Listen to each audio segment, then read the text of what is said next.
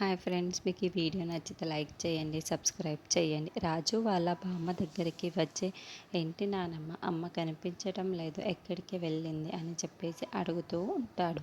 ఆ మాటలు వినగానే అక్కడున్న రుద్రాణి అయితే, మీ అమ్మ గుడికి వెళ్ళింది రాజు అని చెప్పేసి అంటూ ఉంటుంది. ఇంతలో అక్కడున్న రాజు మాత్రం, ఓహో, గుడికి వెళ్ళిందా అని చెప్పేసి సైలెంట్గా కూర్చొని ఉంటాడు. ఇంతలో అక్కడున్న రుద్రాణి అయితే, గుడికి అంటే దేవుణ్ణి చూడడానికి కాదు, అదే నీ భార్య కావ్యాన్ని కలవడానికి అని చెప్పేసి అంటూ ఉంటుంది. ఆ మాటలు వినగానే అక్కడున్న రాజు అయితే చాలా కోపంతో, ఏంటి, కావ్యని కలవడానికి వెళ్ళిందా, ఇంత చేసిన కావ్యని ఎలా కలవాలనుకుంది అమ్మ అని చెప్పేసి చాలా చిరాకు పడిపోతూ ఉంటాడు.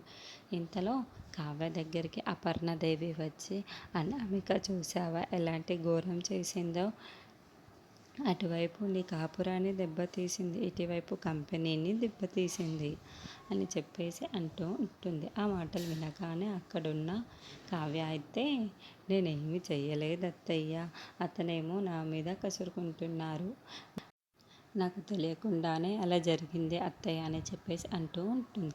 అక్కడ ఉన్న అపర్ణదేవి అయితే, నాకు ఇదంతా తెలుసు, నువ్వేమీ చెయ్యవని కూడా నాకు తెలుసు అని చెప్పేసి అంటూ ఉంటుంది. ఇంతలో అక్కడున్న కావ్య మాత్రం, నేను ఇప్పుడు ఏం చెయ్యాలో కూడా నాకు అర్థం కావటం లేదు, నేనేం చెయ్యని తప్పులు నేను ఇరుక్కపోయాను అని చెప్పేసి చాలా బాధపడుతూ వాళ్ళ అత్తయ్యకి చెప్పుకుంటూ ఉంటుంది.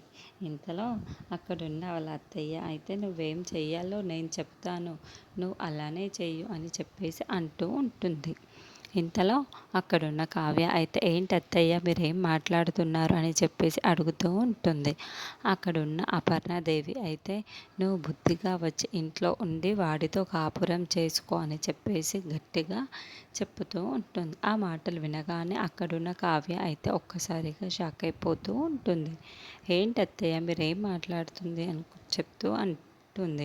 ఇంతలో అక్కడున్న అపర్ణాదేవి అయితే, అవును, నేను చెప్పేది నిజమే, నువ్వు ఇంటికి వచ్చి కాపురం చేసుకో అని చెప్పేసి అంటూ ఉంటుంది.